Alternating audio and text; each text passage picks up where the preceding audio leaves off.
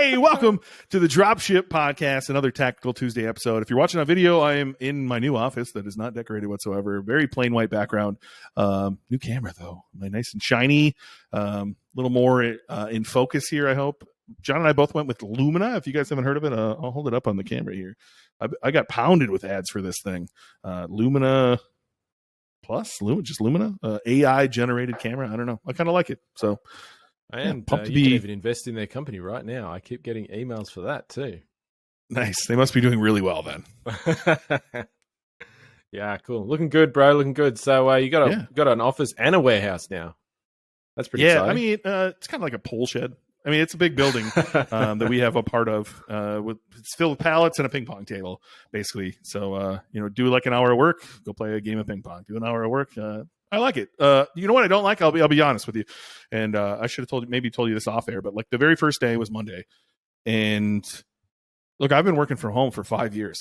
And I thought that like there's good things about that and there's bad things about that. Oftentimes on this show, you can hear John's, what do you got, 13 kids now? You can hear all of them in the background. Just, right? That shit drives me nuts at home. It's very hard to get into flow when you have all that going on. And so I thought I would love it. I've got 2 stepkids that are 7 and a son who's 1.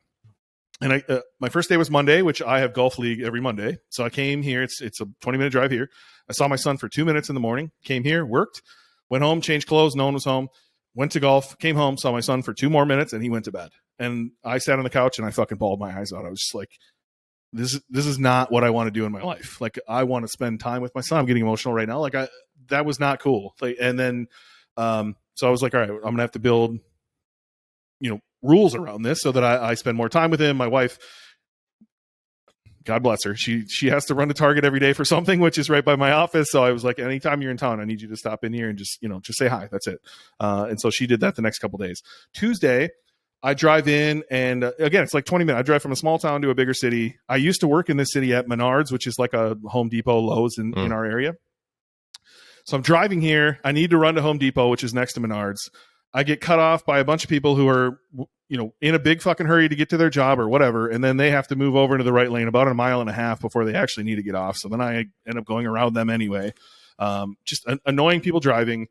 Get to Home Depot. It's like 8 a.m. They just opened. Nobody wants to help me. All the employees look like they're dead inside. They'll look at me and they'll walk away. And I'm like, fuck, man, can somebody just help me find a dehumidifier?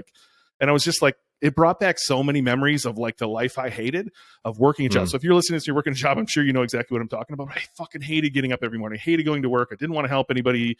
I didn't want to talk to anybody. I was, pissed off that it's 8 a.m. and I'm at this job that I hate. And so I saw that in people's eyes. And it just brought back all this like driving in traffic and seeing people. And I was like, oh my God, this sucks. So this morning I drove to this little woo-woo place out of town and had a nice infrared sauna and talked to the owner for a while. They just got a cold plunge. It was a great little chat. We had a good time, and I came here in a much better mood. I'll say today was better, but what a weird week to go through the emotions of like, I'm going to see my son less. This kind of sucks. And then reliving some of those emotions. I haven't had a job in 6 years. And so like reliving some of those emotions, that sucked. That really brought me back. So anyone listening to this, I'll be honest, I kind of forgot how much it sucked. But just that drive alone reminded me, and I have so much empathy for anybody who's going through that struggle. If you're thinking about starting a business and you're listening to this and you hate your job, like fucking do it. Jump out of that shit, because just feeling it for 2 minutes yesterday was enough for me. Like I have so much empathy for anyone listening to this that's in that position. Yeah. I'm on the other end of the scale, man. I was in an office of mine for like a few years, and then I went back home around, the whole COVID thing and whatnot to help my wife out with the kids. I'm the opposite end, man. I can't wait to get away from them little shits. They're a bit older than yours though, so I've been around them a lot for a long time. Yeah. And I'm like, I can't wait to get back into an office. But then my office was about a 5-minute walk from where I live, so coming and going was a lot easier. I didn't have that. I don't mind the 20-minute drive. Like, I really don't mind it. I want to listen to podcasts anyway. It helps me get into a new state. So when I show up here, my employee sees the best version of me, hopefully. I don't mind the drive, but yeah, I don't know. Like I said this before, and I'm very open and honest about having stepkids and having real kids is very, very different. It's really different. I thought I knew what parenting was. And now that I've had my own biological son, wow, was there a whole lot of emotions there that I didn't know even existed in life. And so, yeah, I think the twins who are in my stepkids, there was definitely moments where I'm like, oh my God, get me out of here. Right. Which is the way most parents sometimes, you just talked about your kids that way. And then I've yet to be annoyed by my 1-year-old son. Like, he cries at 3 a.m. I wake up smiling. Like, it's an unbelievable feeling. I don't want it to go away. Everybody tells me it's going to go away, but right now I'm not annoyed. So I don't mind. I never minded hearing some of that stuff at home, but certainly I missed just getting into flow here, having the music cranked, no one bugging me, no one's coming in. I don't hear any noises, and I'm in flow on this new fucking 49-inch widescreen TV, which is pretty amazing, by the way. There's pros and cons. No, I miss being home too, for sure. I'll put the caveat in there that I love my kids a lot, but yeah, of course, it's really hard. It is really hard.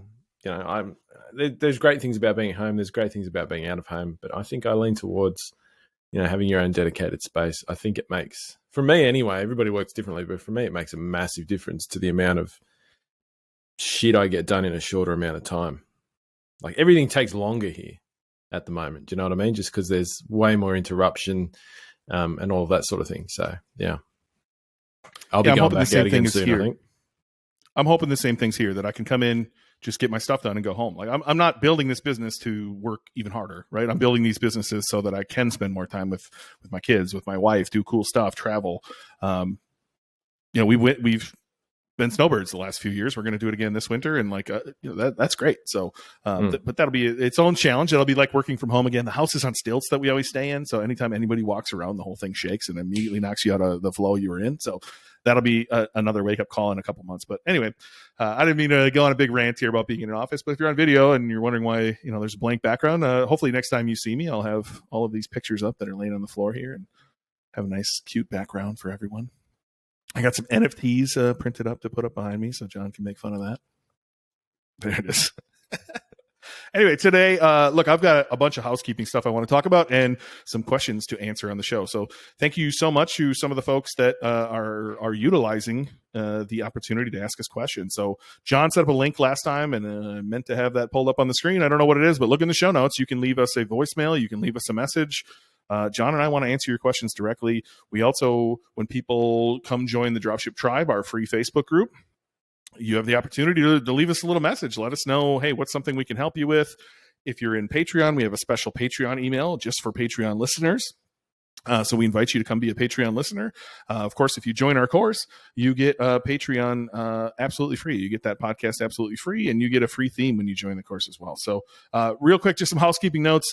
John and I are now TikTok stars and Reels. So you can find us on TikTok, on Reels. We're going to be putting out a bunch of content on TikTok Reels and YouTube Shorts, and some new YouTube content coming soon. Patreon is back to a regular schedule. John and I have finally found a day that works to record, so we're going to start putting out stuff weekly on Patreon, answering your questions and doing website teardowns and things like that.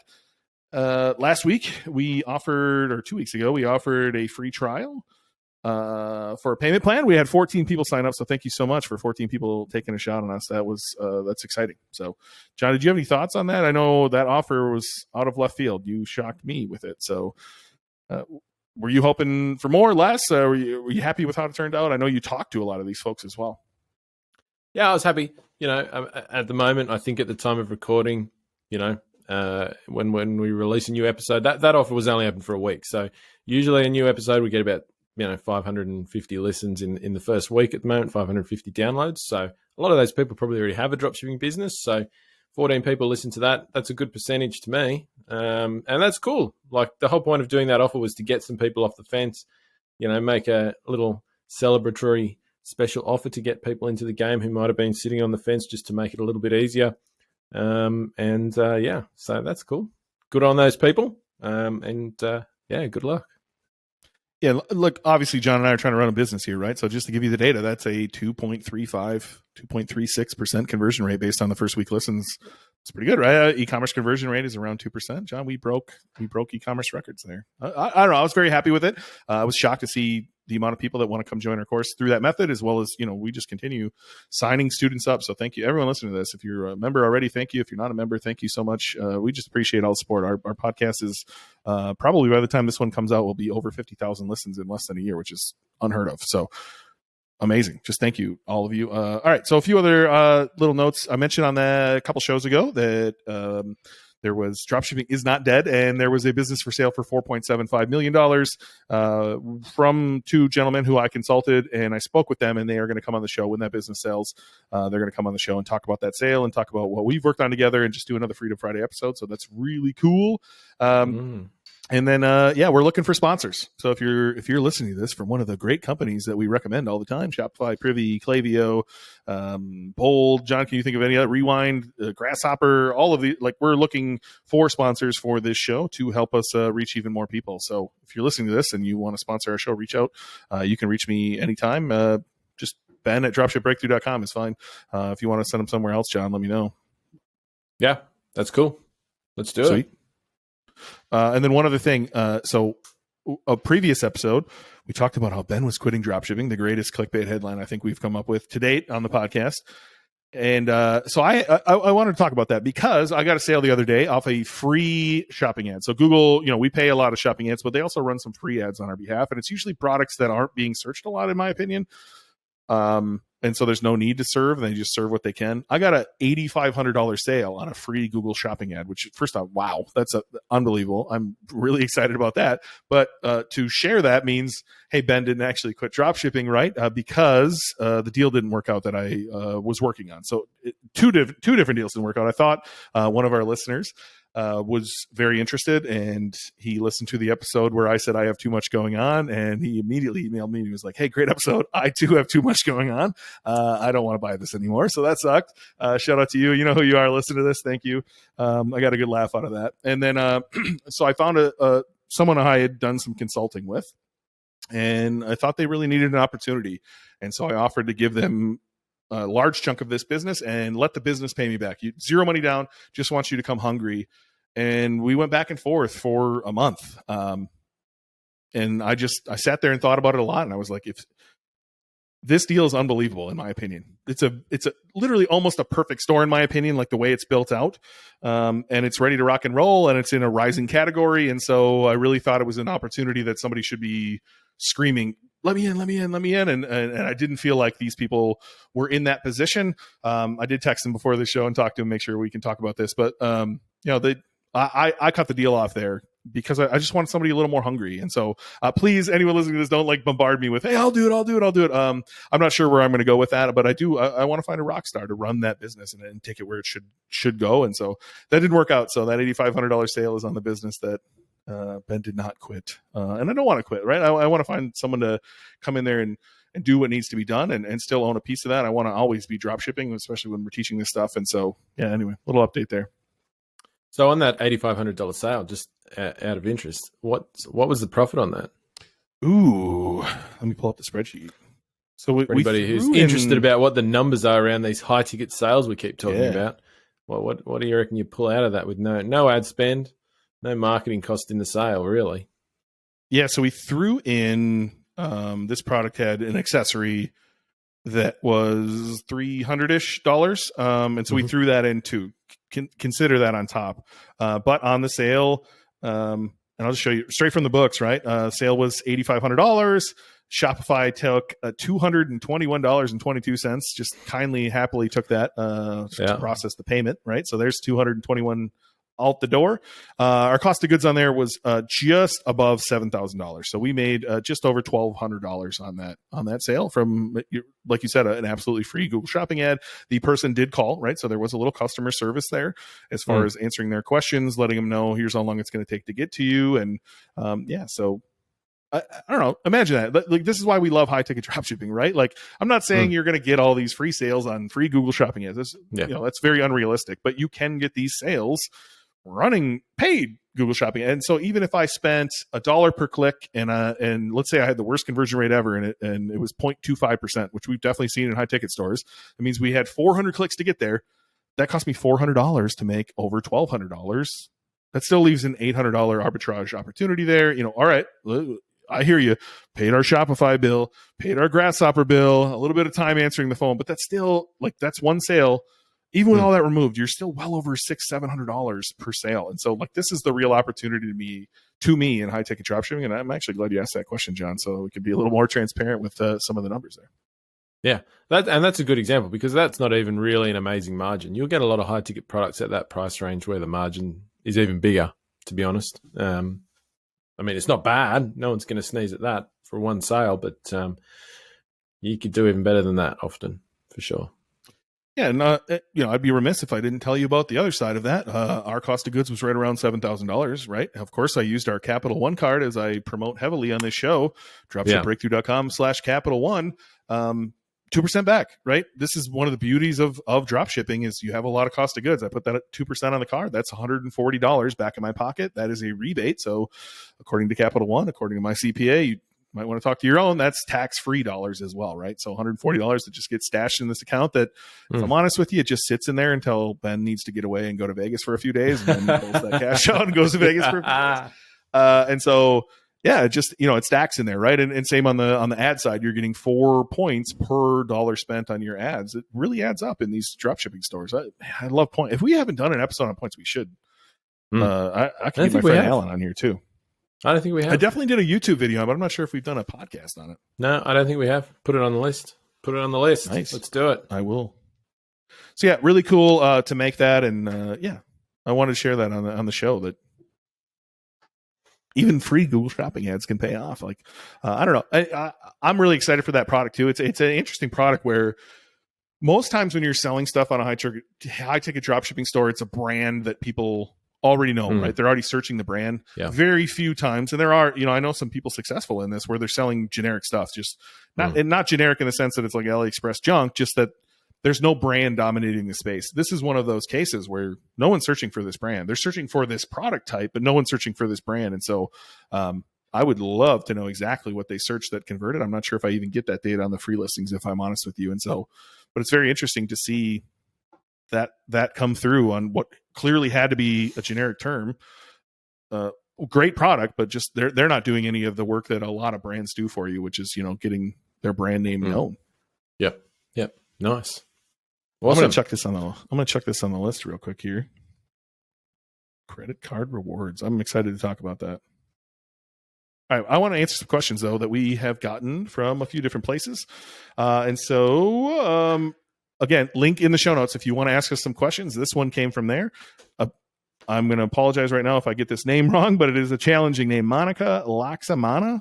What do you think, John? Does that sound right? I think so. Yeah. All right, you let me embarrass myself. You don't want to jump in there. Got it. All right. I hope that's right. Her question is, I am inspired in starting my own dropshipping business because of this podcast. Thank you. I hope you can create more content on choosing the right supplier, picking the right products, and how to market other countries like Canada, Australia, and the UK. John, why don't you hop right in? I know you have some opinions on some of this stuff. Yeah, so I think we've already talked quite a bit about finding the right products and all of that sort of thing. I think if you feel like you need to know more, obviously jump into the Dropship Breakthrough program where we go through that all over the shoulder and everything. But I just want to get the last bit of that question because I think it is something that quite a few people who come to listening to this podcast do think about because a lot of people come to this podcast having thought about starting a low-ticket dropshipping business or an AliExpress dropshipping business or something like that, where you do sell to other countries, right? Because often you're shipping products out of a country like China, and you could ship them to anywhere. You could ship them to Australia, to the US, to Canada, to the UK, so on and such forth. And so you might run a sort of international store, and you might have that thinking in your head when you start thinking about high-ticket dropshipping. But the reality is with high-ticket dropshipping, we very rarely do that. I think the one exception to that might be shipping from the US to Canada and vice versa, because there's obviously a land border there. But if you've got a business in the US, you're not going to be sending products to Australia or to Europe or to the UK or anything like that. The reason for that is, there's a few reasons for that. One, high ticket products often tend to be a bit larger. So we're not talking about sending a set of dog eyelashes, in a tiny little package across borders. If you're shipping an infrared sauna, the cost of shipping that from somewhere like the US to Australia is going to be likely over $1,000, right? And it's going to go on a boat. It's not going in a plane. And so it's going to take time, like quite a bit of time to get there, months possibly. Not to mention, for most countries, if a product is over a certain price, then it's going to incur customs taxes, which once again, either you or your customer is going to have to pay for, and that's going to increase the cost of the sale significantly. And it's very hard to work that into your shipping rates on your website as well, because it just makes it everything more complex. So generally speaking, if you're going to get into high ticket dropshipping, the expectation you should be under is that you're going to sell in the country that your products are based in. So if you're based in the US, you've got a US business, you're going to have US suppliers, you're primarily going to be selling to people who reside in the US, maybe to people in Canada, possibly. If you're in Australia, you're going to have products that are warehoused in Australia, Australian suppliers, and you're going to be selling to Australians. There may be some exceptions to that, but 95% of the time or more, that's going to be the case. Yeah, I have a few thoughts too, right? So I sell some products via Amazon FBA, and they actually make it kind of easy for you to move into Canada, ship to their warehouses. In fact, they'll ship from the US to Mexico and Canada for you. Same with the UK. It's actually not that hard to get set up over there. But again, when you're talking high ticket items, there's things you need to think about, such as duties, right? And that even occurs going from the US to Canada. We became the distributor of one of the biggest brands we carried, and we had to pay money just to get it over the border and stocked in a warehouse up there and have someone ship for us. And I know, John, I introduced you to a wonderful lady who sells solar ovens, because she couldn't sell solar ovens in Australia, right? There's rules around this. You need a native Australian to be part of this process in order to sell things over there. And so there's a lot there, right? So I want to talk about an order that just can't, it's actually not an order yet, but somebody was reaching out from Bulgaria looking to buy one of our products. And the product is $2,500-ish, and it's semi-heavy, a few hundred pounds. And it would cost roughly $200 to ship anywhere in the United States. So, I'll have you guess, John, what do you think it costs to ship that to Bulgaria? Oh, probably about the cost of the product. Yeah. So duties paid, right? Because you have to put duties, and somebody's paying that, right? And so you have to put that in the shipping, because I'm not going to eat that cost. That's an unexpected cost for me, for sure. It was $1,600+ to ship that there, let alone it's going on a boat, like you said, and boats aren't, they're coming down, but they're still pricier than they used to be, and they take longer than they used to. I don't know whether this gentleman's going to pay that or not, but if he's going to pay $2,500 for the product and $1,600 shipping, then he must really want it. So I hope we can get it to him if he really wants it. And then the last point I would make is, is this really worth your time? Is it possible that you've maximized everything you needed to do? Let's just say you're in the US, right? We work with a lot of students. One comes to mind who, I believe they're right around the $3 million range. You and I were talking about it before the call, John. This person kind of came to us and was like, I think I have everything done. And I just kind of shook my head of there's no way, right? 3 million is certainly great numbers. I don't want to discount what they've done, but there's a lot of room to go there. And so I would encourage Monica, as you're asking this, if you have a business already, what would be the point of going to Canada, who has 10% of the humans that are in the US, or Australia, who again has 10% of the humans that are in the US, or the UK, which I'm not sure their population, but it's small, right? It's nowhere near the size of the United States. Have you done everything you can in Google Ads? Have you done everything you can in remarketing? Have you done everything you can in content marketing? Have you done everything you can in SEO in order to continue to grow your business here? I just feel like those levers are so much bigger and so much easier to pull than they are trying to go to a different country. Can you give me an idea, John? Let's say I wanted to sell in Australia. What would I need to do? To get access to Australian-based suppliers, if you want to sell your US-based products to someone in Australia, you're going to have to, it'll be as simple as running ads here, I suppose. But if you actually wanted to have your products, selling products that are based in Australia, you're going to need to start an Australian business, right, to get access to Australian suppliers. And it's not nowhere near as easy to do that as it is going back the other way. So, I can start a business in the US as an Australian fairly easily, like an LLC, and do all of that sort of thing. And, I could pretend I'm in the US if I really wanted to. But you can't do that in Australia. It's just not possible. You can't own Ben Knegendorf, you can't own 100% of a company here. It's not possible. And that's the case actually in most countries. It's actually, the US is fairly unique in that respect, in that they let somebody from overseas, own a company over there. But it's just not worth it. And I'll be honest, going back on what you just said about, have you got more to do? I literally have never met a high ticket dropshipper, including myself, who's done everything in their business, who has no further room to grow. Who, if we looked at it, would say, oh my God, you've done everything. I can't think of a single thing more that you could do here. So I would just bring back to that point, there is no point to looking overseas because you have enough opportunity in the country you're in. Even if you're in a smaller country, I still haven't met anybody in Australia that's done everything that they could do in Australia. And it's a small country by comparison to the US. So like I said, I don't think anybody needs to look at it. It's not easier. There's a lot more work involved there. And, you know, you have a lot more risk of things like fraud, chargebacks, and all of that sort of stuff as well, I think, selling internationally. So it's just, you know, look, I think it's just a mess that you don't even need to unravel. Like, why? I wouldn't do it. If that order I had was in Australia, John, like how would I possibly compete? You said I could just run ads, right? But like, let's imagine the company I'm selling, we'll call it company A. If they want to sell in Australia, they're going to have a distributor in Australia who is going to be bringing in containers, right? And if I want to ship one from America, I'm not going to be able to compete with the price of what they did by bringing containers. Yeah. Like, it's just not, it's not practical in my opinion. And like you said, John, everyone has room to go. I just talked to a business who's doing $35 million a year dropshipping. Yeah, that's totally possible, by the way. And I had like 50 ideas for them. Like, why are you doing this? You know, and they were kind of blown away. And so, you know, it's definitely totally possible. And there's always, there's way more room to grow. It's always possible that you're forgetting something for sure. I don't know. To me, the bigger you are, the easier it is to identify those levers too, right? Like one small tweak can make a world of difference on a business that's doing $10 million versus one that's doing $10,000. Absolutely. All right. I don't want this podcast to run on 2 hours, so let's move on. All right. From the Dropship Tribe Facebook group, Danny Adrian said, "Good morning, gents. On Tuesday's podcast, you made a comment about AliExpress dropshipping being dead.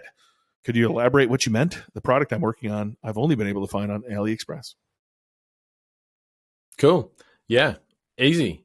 Now, when we say AliExpress is dead, we don't mean it literally, right? AliExpress is not a living entity that can actually die.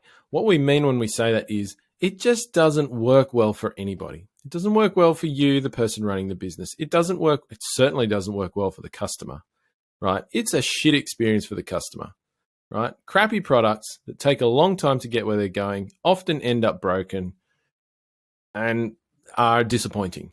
Let's be frank. That's the reality of AliExpress dropshipping. So there are better ways of doing it.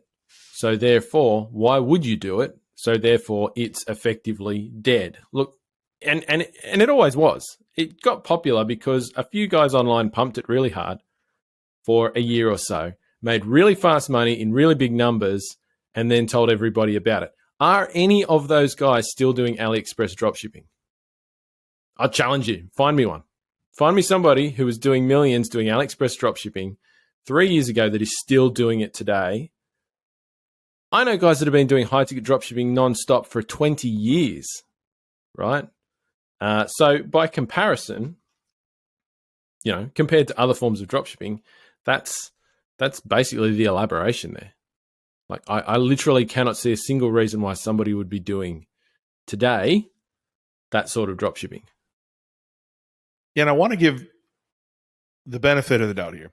What if he's saying, I have a high ticket idea and the only place I can find this product is AliExpress? Like, first off, I don't know if that's possible, but I'll give him the benefit of the doubt and say, maybe look harder. That's what I would say, right? Like, there's no possible way a manufacturer makes it and has decided to list themselves on AliExpress where you can get this product, and no one else has picked it up and is selling this same thing. Typically, what you find on AliExpress is just, you know, knockoffs of what already exists in the market, or a manufacturer who makes a brand, you know, who wants to sell you the same thing and you know, maybe break their contract with the other person. So I would challenge you to go look harder and see if there is other brands out there that exist, if this is high ticket. And again, I just want to give them the benefit of the doubt, because I think we're pretty clear on the Dropship Tribe, although we get a lot of people who try to come in who want to talk about AliExpress, that's not what this group is about. Yeah, absolutely. And if anybody out there who's running a big AliExpress show wants to come on and have a chat about it and how awesome it is and have an argument with us about why it's better than what we recommend, write us in. We'll get you on the show. We'll have a chat about it for sure. Yeah. So a little inside baseball, actually. I think we have someone booking me on podcasts. And there's a few where I'm like, John would be better for this one. There is one where this guy's doing like multi-million dollars selling low ticket stuff on his site. And I can't wait for you to go on. Like his response to us was like, why would I have these guys on? How could this possibly help me? That shit doesn't work. And so I actually can't wait to hear the show. And I hope you do, a wonderful job. I'm sure you will. And maybe we'll have to put that out on our feed too, because I think that'll be a great example of explaining the pros and cons here. Yeah.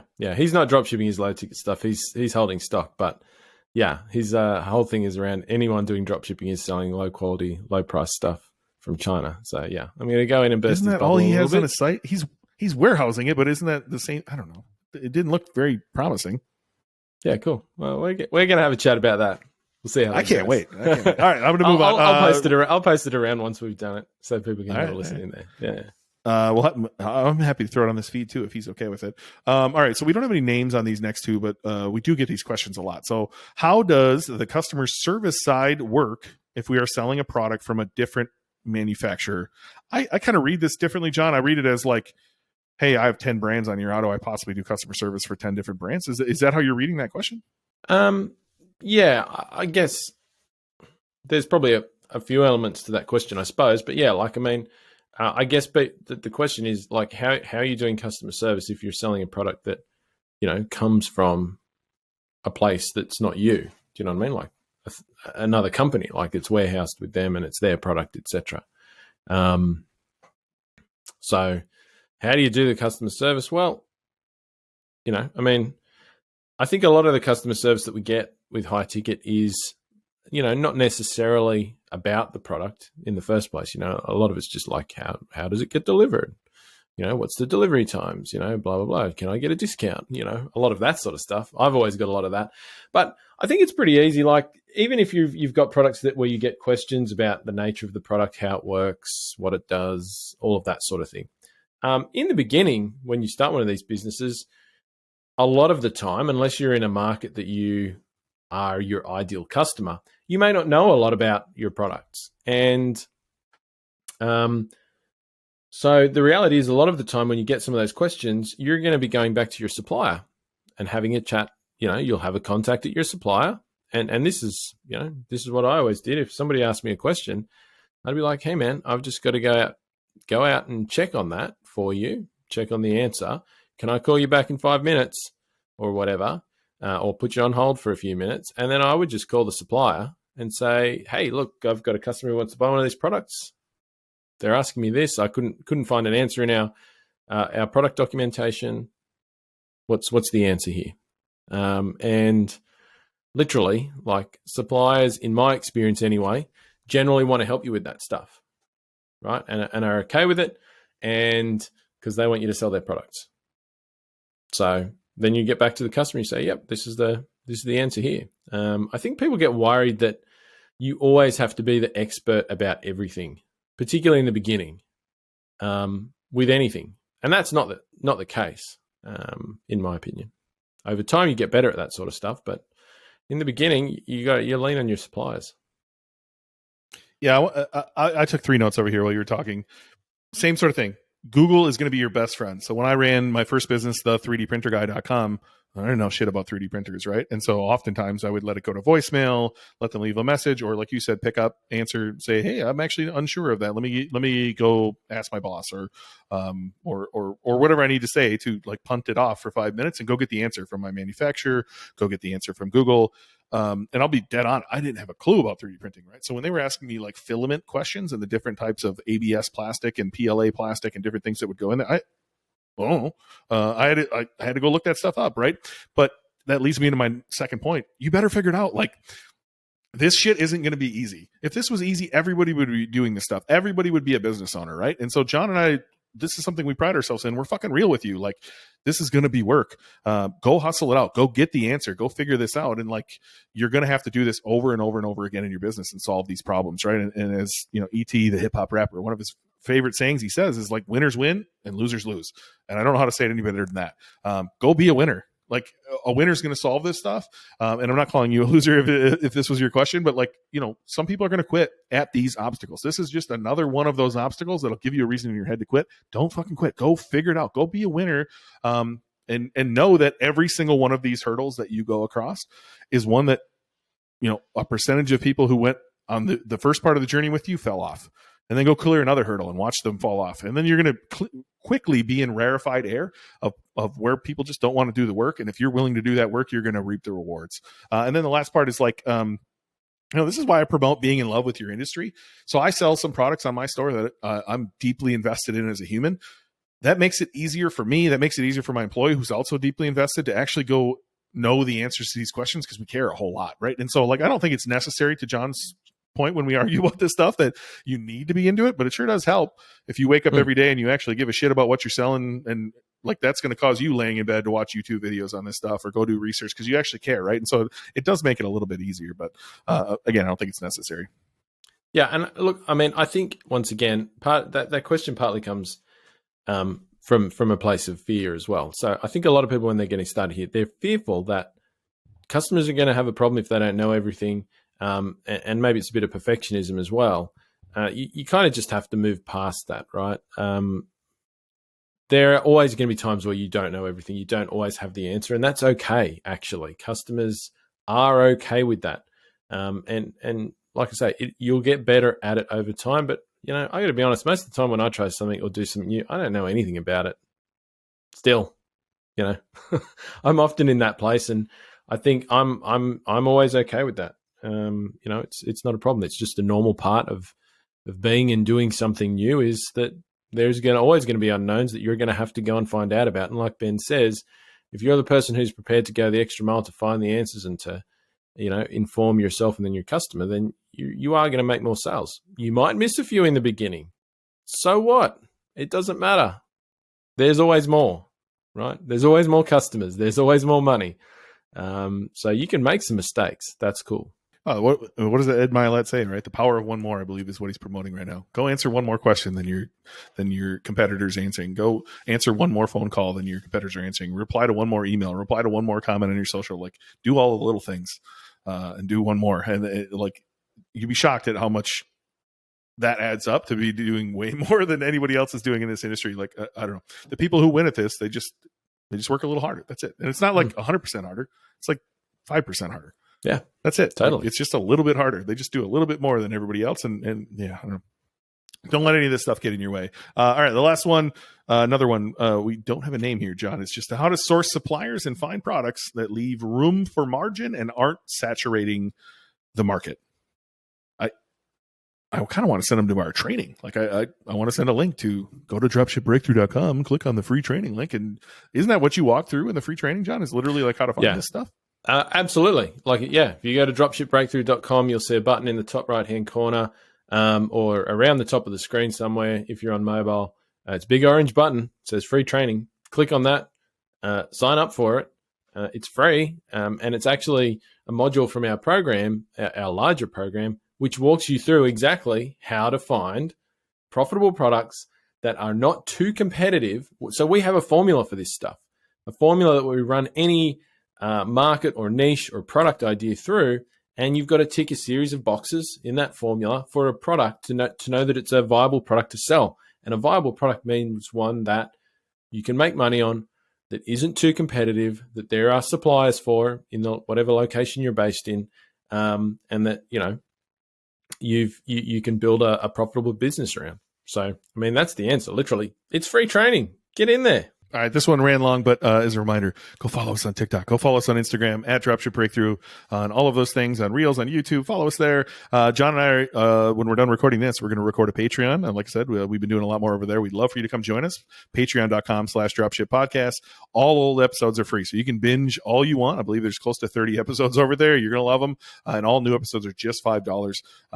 I believe it'll be the best $5 you'll spend every week. Personally, you get to hear John, a little bit more of John and us, and we get a lot of comments of how they like binging on the show, as I did too. When I first started, I binged a lot. So we'd love for you to come join us on Patreon. And sponsors, if you're listening, come sponsor the show. We'd love to have you.